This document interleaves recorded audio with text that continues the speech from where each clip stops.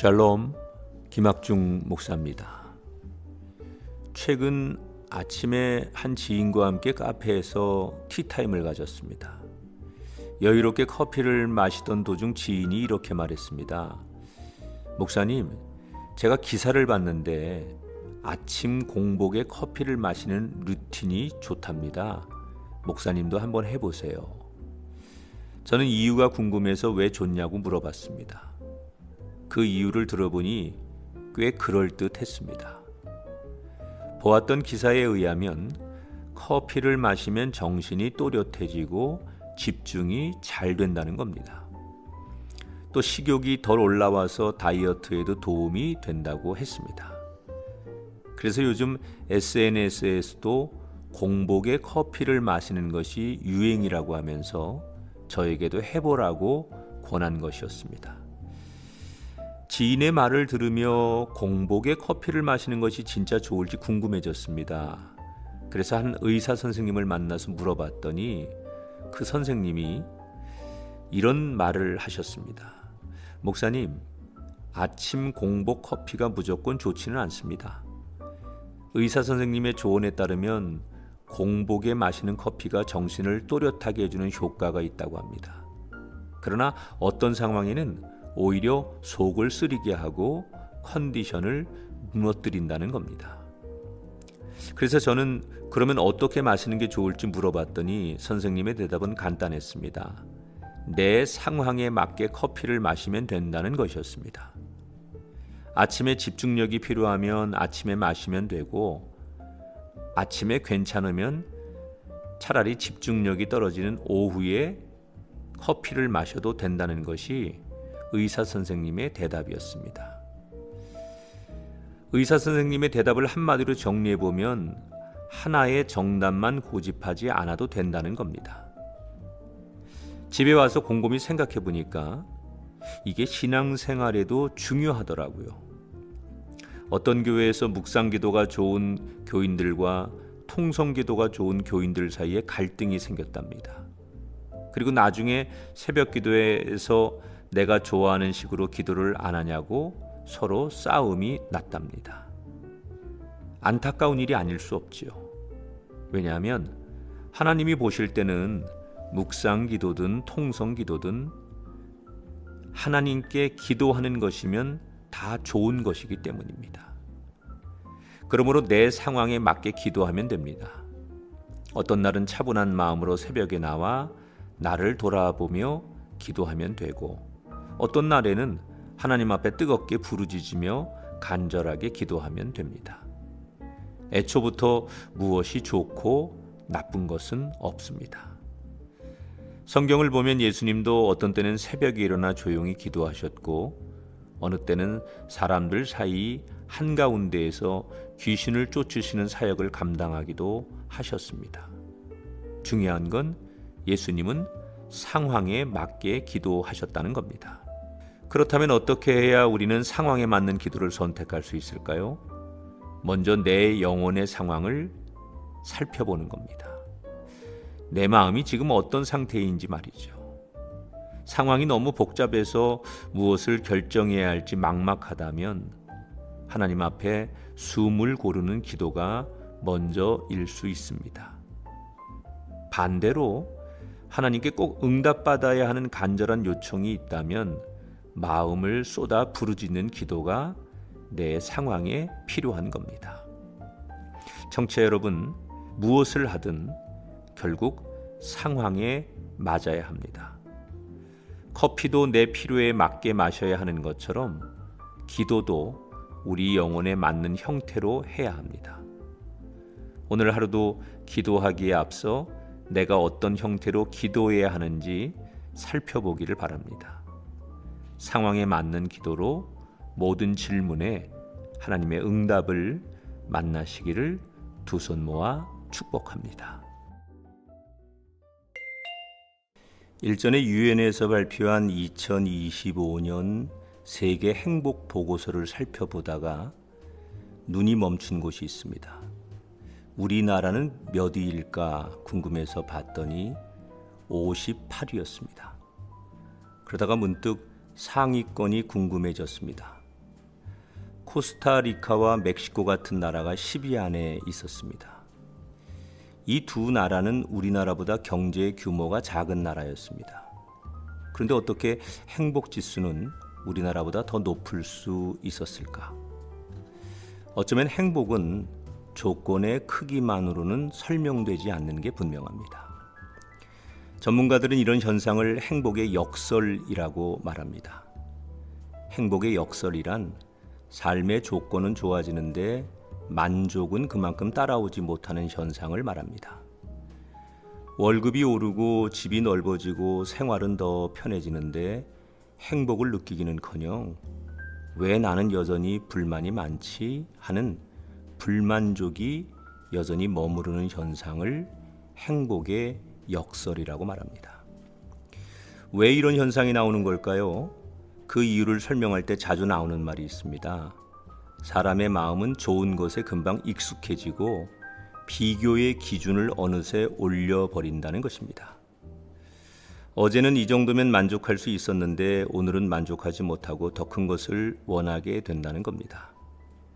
예를 들어 새 옷이나 신발을 사면 한동안 기분이 좋습니다. 하지만 며칠이 지나면 다른 색, 다른 브랜드가 눈에 띕니다. 또 오랜만에 쉬는 날이 생기면 처음엔 쉴 수 있어서 기분이 좋습니다. 하지만 누군가 여행을 가거나 맛집에 가 있는 SNS를 보다 보면 괜히 내 삶이 초라해 보이기도 합니다. 연봉이 조금 오르면 기분이 좋아졌다가 곧 높은 연봉 이야기가 들리면 또 흔들립니다. 참 묘하죠. 기준이 올라가는 속도가 만족하는 속도보다 빠르면 행복은 자꾸 뒤로 밀립니다. 결국 삶의 기준을 어떻게 잡고 바라보느냐에 따라서 행복한 삶과 행복하지 못한 삶으로 나뉘게 된다는 겁니다. 자, 그러면 어떻게 해야 행복의 역설을 넘어설 수 있을까요? 의외로 단순합니다. 행복의 기준을 옮기면 됩니다. 남이 아닌 지금 나에게 두면 됩니다. 문득 남보다 더 많은 것을 누리고 싶은 마음이 떠오를 때 이 정도면 충분히 괜찮다라고 생각해 보는 겁니다. 때때로 다른 사람의 삶을 보며 부러움을 느낄 때 나는 나만의 길을 걸어간다라고 마음을 다시 세워보는 겁니다. 이렇게 마음의 기준을 조금만 낮춰보면 내 삶을 바라보는 기준이 바뀌게 됩니다. 그리고 그곳에서부터 진짜 행복이 시작됩니다. 성경에도 행복의 기준을 바꾼 사람이 있는데 아삽입니다. 아삽은 잘 되는 사람들을 보며 마음이 흔들렸고 자기 삶이 손해처럼 느껴질 때도 있었습니다. 그런데 그는 하나님의 성소에 들어갈 때 시야가 바뀌죠. 비교가 사라진 것입니다. 그래서 시편 73편을 보면 아삽은 하나님을 가까이함이 내게 복이라 라고 고백합니다. 남에게 두던 행복의 기준을 바꾸면서 마음이 다시 제자리를 찾을 수 있었습니다. 청취자 여러분, 행복은 무엇을 더 갖느냐보다 무엇을 기준으로 바라보느냐에 달려 있습니다. 그래서 오늘 한 가지를 해보면 좋겠습니다. 남과 비교하는 기준을 내려놓고 내게 이미 주어진 것을 먼저 바라보는 겁니다. 지금 내 손에 있는 것부터 소중히 여기고 오늘 누릴 수 있는 것들을 한 번 더 떠올려 보십시오. 그렇게 기준을 바꾸는 순간 행복의 역설은 충분히 뒤집힐 수 있습니다. 진짜 행복한 인생으로 걸어가실 여러분을 주님의 이름으로 축복합니다. 최근에 지인들과 캠핑을 간 적이 있습니다. 그런데 식사를 준비하던 중에 갑자기 긴장감이 도는 순간이 있었는데 라면을 끓이는데 일행들 사이에서 끓는 물에 면을 먼저 넣어야 하냐, 스프를 먼저 넣어야 하냐 이런 이야기가 시작된 겁니다. 별것 아닌 일인데도 각자 자기 방식이 맞다며 진지하게 주장하고 가볍게 신경전을 벌이는 모습을 보며 사소한 순서가 분위기를 바꾸는구나 라는 생각이 들었습니다. 캠핑을 다녀온 뒤 어느 날 한 유명 셰프를 만날 기회가 있었는데 그때 그날의 신경전이 떠올라 웃으며 셰프에게 물어봤습니다. 그랬더니 그분이 씩 웃으며 저에게 이렇게 대답해 주더라고요. 목사님, 스프를 먼저 넣어야 합니다. 이유를 물어보니 면은 처음 만나는 것을 가장 많이 빨아들이는 성질이 있기 때문이라고 말했습니다. 그래서 밍밍한 맹물을 면에 먼저 넣지 말고 간간한 스프가 풀어진 국물에 면을 넣어야 한다는 거죠. 똑같은 면이지만 무엇을 처음 만나는지에 따라서 맛의 차이가 생긴다는 겁니다. 그 말을 듣는 순간 제 마음에 아 그렇구나 라고 고개가 끄덕여졌습니다. 그리고 문득 우리의 하루도 똑같겠다는 생각이 들었습니다. 라면의 면은 무엇을 먼저 만나느냐에 따라 맛이 달라졌습니다. 마찬가지로 우리도 무엇을 먼저 만나는지에 따라 하루의 맛이 달라집니다. 아침에 하루를 시작하는 상황을 생각해 봅시다. 아직 잠이 덜 깬 가족에게 툭 튀어나오는 짜증 섞인 말이나 출근길 도로에서 나에게 길게 울리는 크락션 같은 것을 첫 만남으로 맞이한다면 그 하루가 어떻게 될까요? 하루 종일 괜히 마음이 거칠어지고 나도 모르게 가시 돋친 말을 꺼냈다가 후회하게 됩니다. 반대로 하나님으로 시작하면 어떨까요? 예를 들어 새벽 예배에 나가 예배로 하루를 열거나 아침에 아주 짧게 성경 한 구절을 읽고 잠시 묵상하며 하루를 시작하면 처음 만난 이 은혜가 하루를 살아내는 힘이 되곤 합니다. 그래서 같은 하루지만 무엇을 먼저 만나는지에 따라 하루의 분위기가 달라집니다. 성경을 보면 예수님께서는 새벽에 일어나자마자 제일 먼저 한적한 곳으로 가셔서 기도하셨습니다. 무성한 소문이나 사람들의 목소리가 아닌 하나님을 먼저 만난 겁니다. 그렇게 그 첫 만남에서 얻은 힘으로 병든 이를 치료하고 귀신을 내쫓는 사역을 하셨습니다. 이와 같이 우리도 하루의 시작에 무엇을 처음 만나는지가 중요합니다. 물론 좋은 것을 만나야겠지요. 그래서 작은 연습이 필요합니다. 눈을 뜨자마자 가장 먼저 주님 오늘도 함께 해주세요 라고 짧게 기도해 보십시오. 새벽 예배에 나가거나 말씀 한 구절을 읽어도 좋습니다. 하루의 첫 만남을 부정적인 것들 대신 말씀과 기도로 시작해 보십시오. 처음에 맛본 은혜의 맛이 차곡차곡 쌓일 때 어느 순간 우리의 영혼이 만나기 시작할 것입니다. 그리고 그 습관이 쌓이면 내 마음의 방향도 조금씩 하나님 쪽으로 돌아서게 됩니다. 오늘 하루를 시작하며 무엇을 여러분은 먼저 만나셨습니까? 라면의 면이 어떤 물을 처음 만나느냐에 따라서 맛이 달라지듯 우리 영혼도 무엇을 처음 만나는지에 따라 삶의 맛이 달라집니다. 앞으로 자신에게 좋은 첫 만남을 선물하고 좋은 것들을 잘 흡수합시다. 물론 혹시 아침이 이미 꼬인 것 같아도 괜찮습니다. 지금 이 순간부터 첫 만남을 다시 시작하시면 됩니다. 하루의 처음을 잘 만나셔서 진짜 만나는 인생을 살기를 주님의 이름으로 축복합니다.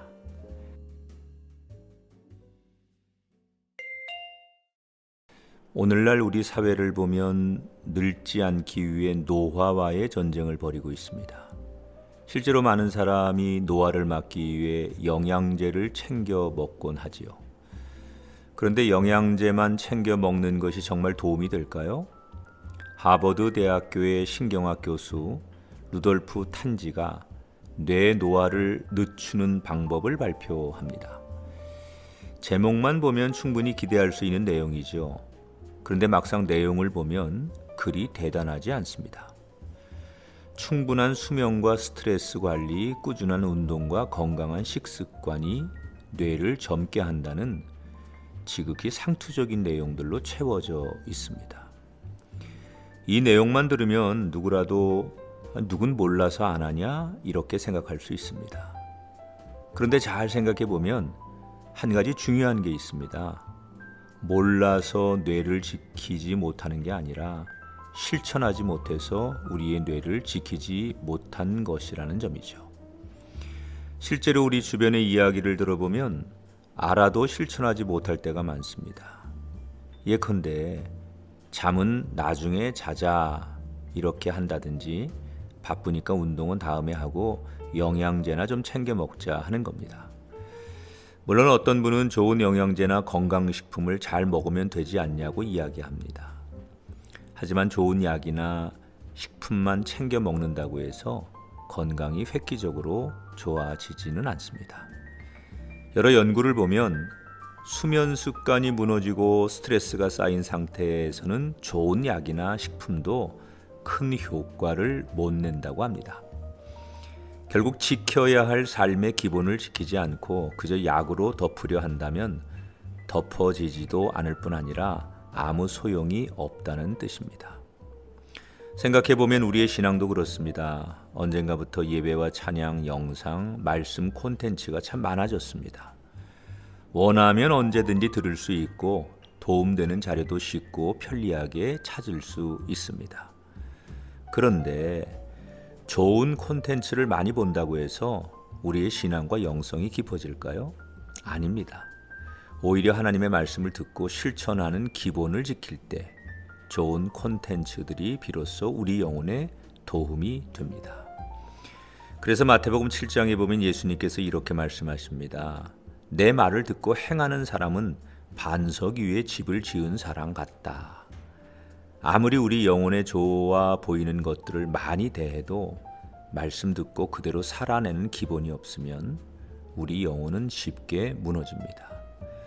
반대로 그 기본이 지켜지면 비가 오고 바람 부는 것 같은 상황이 닥쳐도 무너지지 않습니다. 결국 우리 영혼을 지키는 힘은 더 많이가 아니라 말씀 앞에서 기본을 지키는 삶인 것 같습니다.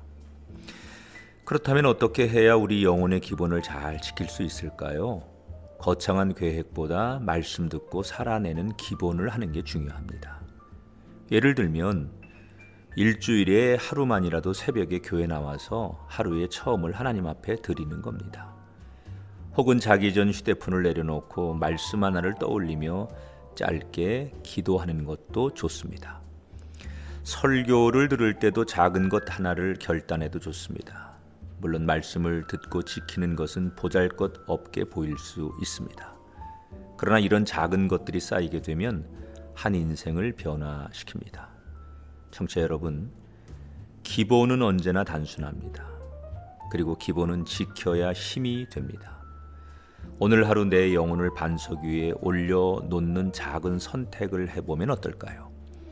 말씀을 듣고 그 말씀대로 한 걸음 살아내고 그 작은 걸음이 쌓여서 여러분들의 영혼이 단단하게 세워지기를 주님의 이름으로 축복합니다.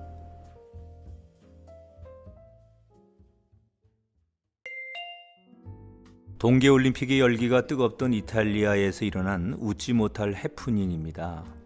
슬로바키아에서 온 한 남성은 자국의 아이스 하키팀을 응원하려 부푼 마음으로 밀라노에 옵니다.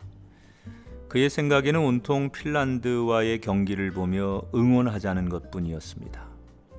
하지만 다음날 아침 그를 깨운 것은 룸 서비스가 아니라 이탈리아 헌병대의 다급한 노크 소리였습니다. 체포 이유는 16년 전의 범죄 때문이었습니다. 그는 16년 전 이탈리아 북부에서 강도 행각을 벌이고 도주했는데 강산이 변할 시간이 흘렀기에 이제는 괜찮겠지라고 생각했을 겁니다.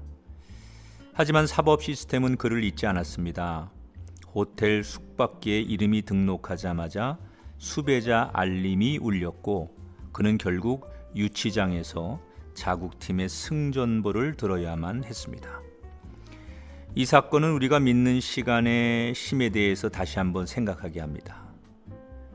우리는 종종 시간이 모든 것을 해결해 준다고 착각합니다. 세월이 약이라며 해결되지 않은 잘못을 그저 묵혀두기만 합니다. 하지만 이 남성에게 16년은 죄를 지우는 시간이 아니라 단지 죄의 대가의 이자가 붙어가는 유예 기간이었을 뿐입니다. 이런 착각은 성경에서도 나옵니다. 창세기의 요셉 형들, 그들은 시기심에 동생 요셉을 노예로 팔고 아버지에게 죽었다고 거짓말했습니다. 그 후 20년이 흘렀죠. 형들은 가정을 꾸리며 이제 다 지난 일이야 라고 스스로를 다독였을 것입니다. 그들의 기억 속에서 요셉은 잊혀졌고 죄악은 묻혔다고 믿었습니다. 그런데 흉년이 들어 찾아간 이집트에서 죽은 줄 알았던 동생 요셉과 마주하게 됩니다. 요셉이 정탐꾼으로 몰아세우자 20년간 눌러 담아두었던 죄책감이 터져 나왔습니다. 우리가 동생에게 저지른 죄값을 치르는구나. 20년이라도 세월은 양심 깊은 곳에 새겨진 죄의 기록을 지우지 못했습니다. 하나님 앞에서는 어떤 죄도 공소시효가 없지요. 이것은 과거의 이야기가 아닙니다. 오늘날 우리는 바쁜 시대를 살아가며 과거의 실수가 잊혀질 것이라고 생각합니다. 하지만 기술이 16년 전 수배자를 찾아내듯 하나님 앞에서 남겨진 삶의 기록은 삭제되지 않습니다. 그런 점에서 내가 거룩하니 너희도 거룩하라는 레위기 말씀은 도덕적 완벽함이 아니라 우리 내면에 해결되지 않은 문제들을 직시하라는 부르심에 가깝습니다. 어쩌면 우리도 그 남성이나 요셉의 형들처럼 과거의 짐을 맨 채 살아가고 있는지도 모릅니다. 겉으로는 평온해 보이지만 마음속엔 언젠가 드러나면 어쩌지 하는 불안함이 웅크리고 있을 수도 있습니다. 누군가에게 상처를 주고 사과하지 않는 일, 지키지 못한 약속, 은밀한 죄들, 이 모든 것이 시간이 지난다고 사라지지는 않습니다. 그러나 우리에게는 소망이 있습니다. 그 남성은 감옥으로 갔지만 요셉의 형들은 동생의 용서를 통해 회복을 얻었습니다. 죄를 씻는 방법은 시간이 아니라 정직한 직면과 은혜입니다. 하나님 앞에 주님 제가 그 죄인입니다 라고 고백할 때 주님께서는 십자가의 사면장을 주시기 때문입니다. 혹시 우리 삶의 나중을 떠올리며 미룬 짐이 있으십니까? 그렇다면 오늘 주님 앞에 꺼내어 보십시오. 묵혀둔 마음의 짐을 십자가 앞에 내려놓고 가벼운 발걸음으로 다시 시작하십시오.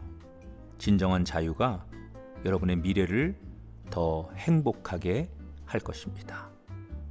저는 꿈의 교회 김학중 목사입니다.